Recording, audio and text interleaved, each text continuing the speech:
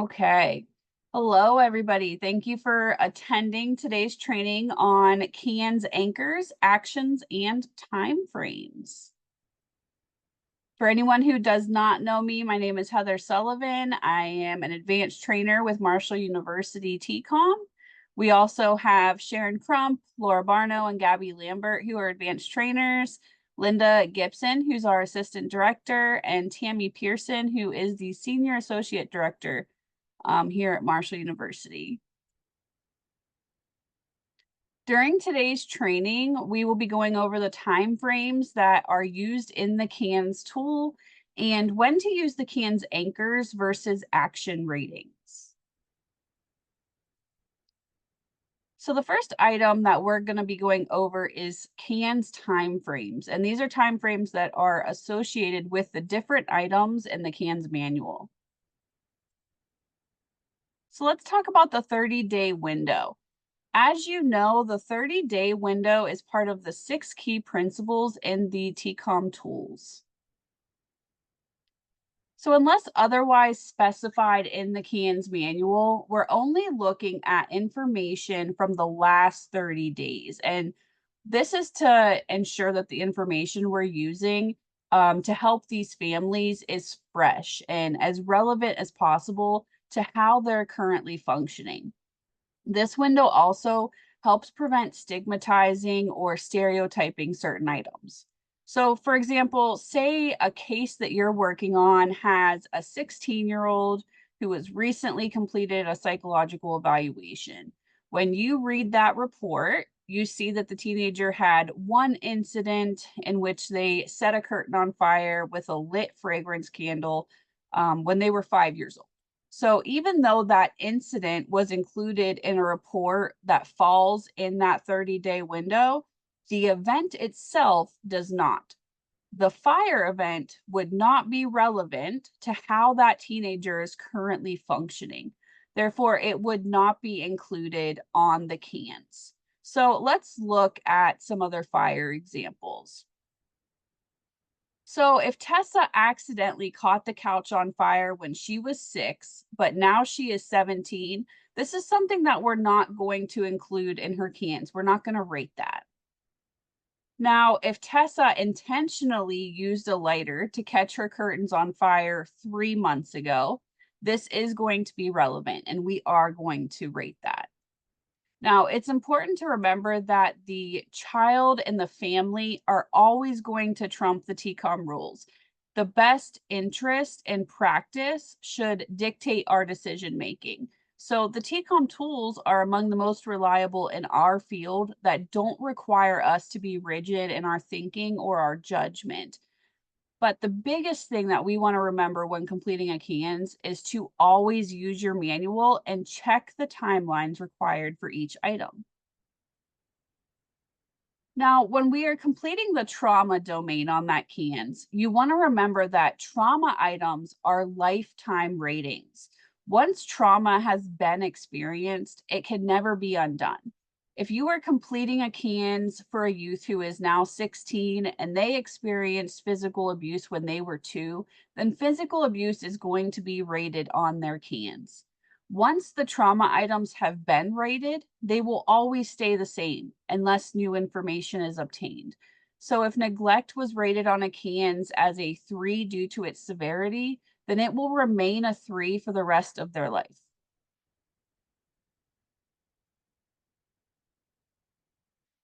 Now, timeframes can change depending on each item, which is why it's so important to always use your manual when rating the CANs. Let's look at some examples from the risk behaviors domain and the different timelines laid out in each item. So when we look at suicide risk, the rating of a 0 is the child has no evidence or history of suicidal or self-injurious behaviors.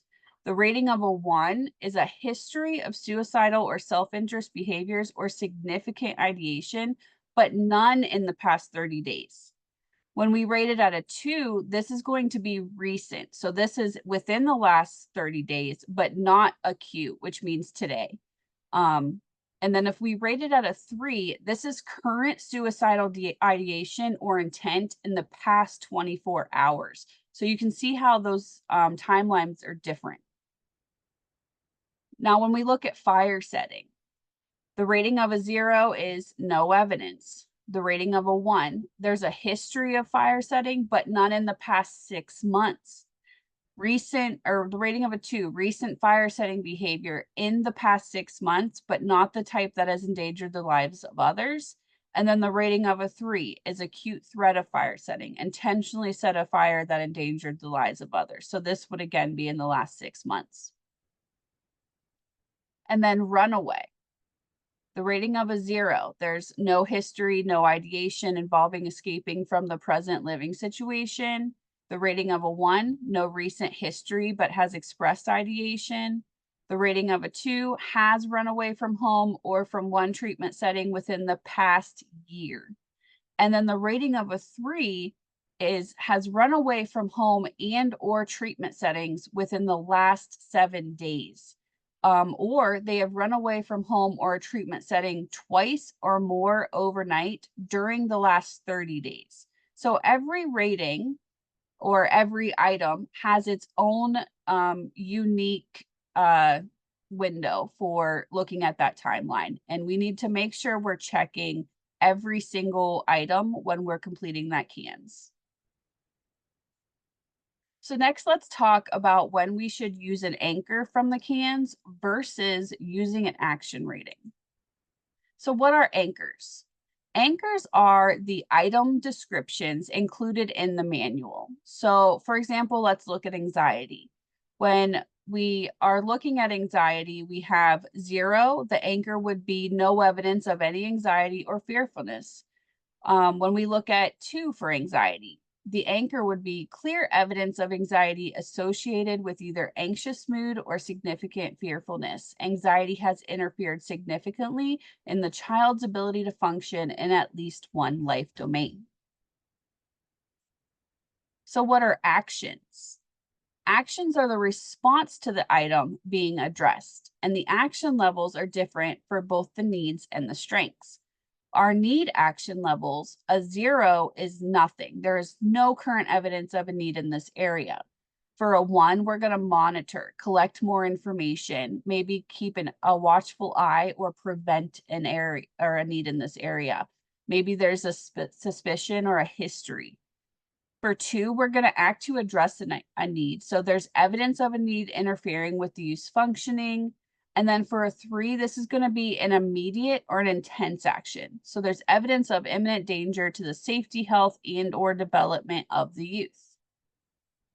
When we look at our strength action levels, a 0 is going to be a centerpiece strength. So this is a powerful strength already being used by the youth.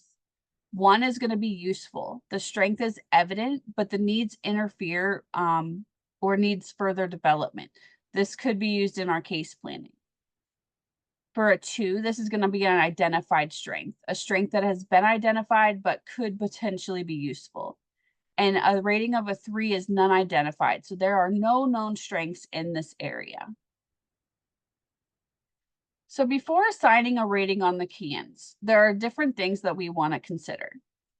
Does the youth or the current need and the strength fit well into an anchor in the CANS manual?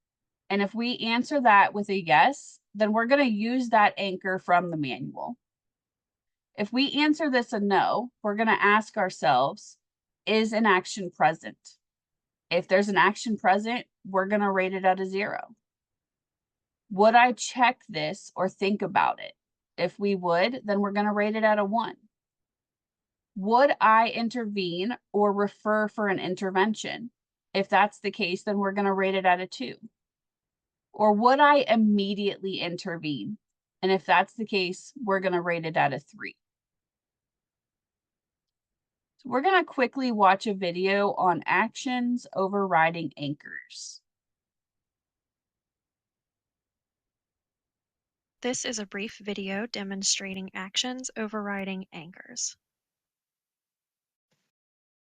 In your TCOM FAST or CANS manual, the anchor is the item's rating description, while the action is the response to the item being addressed. Using the FAST item education as an example, Each numbered rating is assigned an anchor or a description for that rating based on the severity of the need.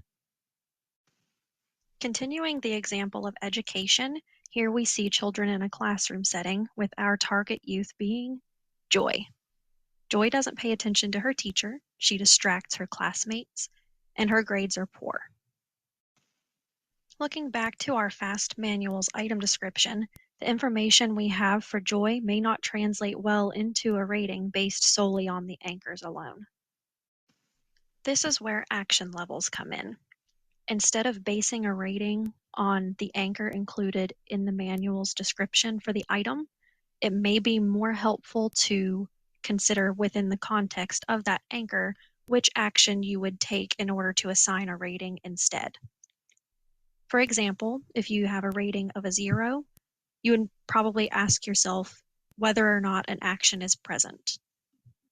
For a 1, you may ask, would I check on this or think about it? For a 2, you may ask, would I intervene or refer for an intervention? Or for a 3, you may ask, would I immediately intervene? In some cases, it may be more helpful to instead consider using an action level within the context for the anchor. For Joy, an intervention would be appropriate, so we'll rate her a 2. Using action level 2 and providing an intervention based on that action level, we should see some improvement in Joy's education. So to summarize, when we say actions override anchors, we mean that it may make more sense to consider what action needs to be taken rather than what is identified within the anchor definition.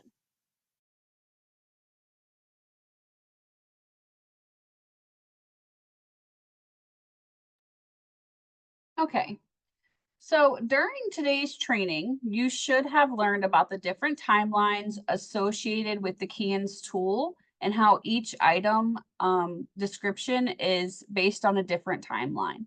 We also learned when to use the CANS anchors and when it would be more appropriate to use a CANS action rating. Again, if you have any questions or you need help using the TCOM tools, please don't hesitate to reach out to one of us. Thank you to those of you who attended today, and to those of you who are watching this recording on our YouTube channel, please make sure to sign in using that QR code or link on the next slide.